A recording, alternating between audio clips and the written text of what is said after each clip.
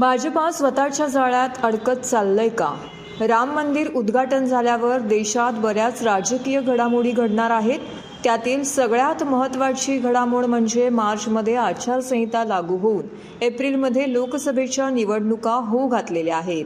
आतापर्यंत भाजप हा शिवसेनेबरोबर युती करून निवडणुका लढवायचा, पण यंदा एकनाथ शिंदे यांची शिवसेना आणि अजित पवार यांची राष्ट्रवादी सत्तेत सहभागी झाल्याने भाजपला आपल्याच काही मतदारसंघावर पाणी सोडावं लागणार आहे.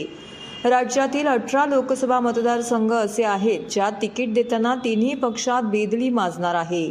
त्यामुळे सत्तेसाठी भाजपाने टाकलेल्या जाळ्यात ते स्वतः तर फसणार नाहीत ना, असे चित्र पाहायला मिळत आहे. शिंदे आणि अजित पवार गट यांच्यात समतोल राखत आपल्या विद्यमान खासदारांना नाराज न करण्यासाठी भाजप काय करणार हे पाहावे लागणार आहे. एकूणात नेहमीसारखी ही निवडणूक भाजपसाठी सोपी नाही. रायगड या लोकसभा मतदारसंघाचे खासदार सुनील तटकरे आहेत, पण यंदा शेकापमधून भाजपमध्ये आलेले धैर्यशील पाटील प्रबळ दावेदार आहेत. दक्षिण मुंबई मतदारसंघात तिकीट मिळत नसल्याने मिलिंद देवरा यांनी काँग्रेस सोडून एकनाथ शिंदे यांच्या शिवसेनेचा हात धरला आहे. पण या मतदारसंघातून भाजप मंत्री मंगलप्रभात लोढा यांच्यासाठी उत्सुक आहेत. यंदा ठाणे लोकसभेसाठी भाजप आग्रही आहेत. RSSचे विनय सहस्त्रबुद्धे, माजी खासदार संजीव नाईक हे भाजपकडून उत्सुक आहेत. तर अजित पवार गटात गेलेले माजी खासदार आनंद परांजपे याच मतदारसंघात उत्सुक आहेत.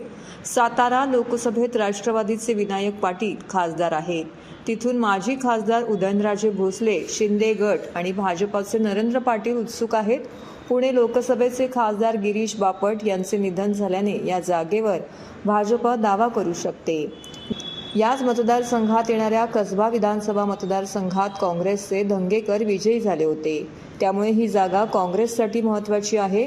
या जागेवर संघाचे खास असणाऱ्या सुनील देवधर यांचे नाव चालले आहे. पण अजित पवार गट इथून दावा करू शकतो. गोंदिया भंडार लोकसभा मतदारसंघाचे खासदार प्रफुल्ल पटेल ते आता अजित पवार यांच्यासोबत आहेत. त्यामुळे अजित पवार गट या मतदारसंघासाठी दावा करू शकतो. भाजप आणि एकनाथ शिंदे गट येथून निवडणूक लढवू शकतो. रत्नागिरी सिंधुदुर्ग लोकसभेसाठी उद्योगमंत्री उदय सामंत यांचे बंधू किरण सामंत उत्सुक आहेत. तर भाजपकडून रवींद्र चव्हाण यांचं नाव येऊ शकतं. तर राणे यांचे मोठे पुत्र निलेश राणे हेही याच मतदारसंघातून निवडणूक लढवण्यास इच्छुक आहेत. शिरूर लोकसभा मतदारसंघाचे खासदार अमोल कोल्हे आहेत. पण अजित पवार यांनी त्यांना आगामी निवडणूक जिंकून कसे येता असे थेट आव्हान दिले आहे. त्यामुळे अजित पवार यांच्याकडून विलास लांडे यांचं नाव येऊ शकते. तर एकनाथ शिंदे यांच्याकडून माजी खासदार शिवाजीराव अढलराव पाटील इच्छुक आहेत. मावळचे खासदार आहेत श्रीरंग बारणे, ते सध्या शिंदे गटात आहेत. पण याच मतदारसंघासाठी आमदार सुनील शेळके, अण्णा बनसोडे यांची नावं चर्चेत आहेत. अहमदनगर लोकसभेचे खासदार सुजय विखे पाटील आहेत, पण तेथून आमदार निलेश लंके निवडणूक लढवायला उत्सुक आहेत. छत्रपती संभाजीनगरचे खासदार MIMचे इम्तियाज जलील आहेत.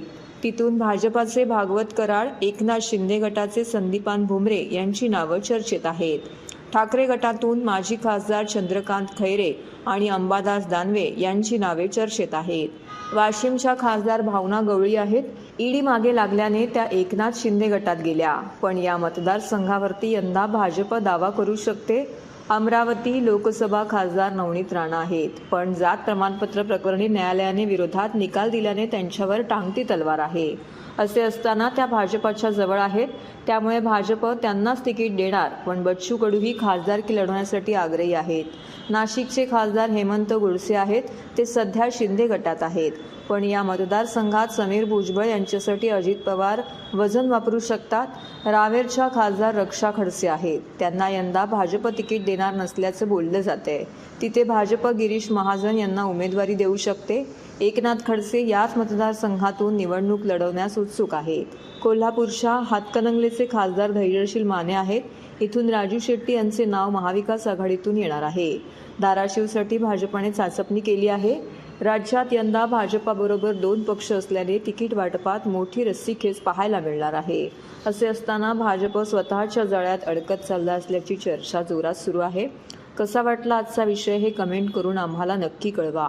नेत्यांचा खबरा या आमच्या चॅनलला सबस्क्राईब करायला विसरू नका. भेटू उद्या नवा आगळा विषय घेऊन. तोपर्यंत धन्यवाद.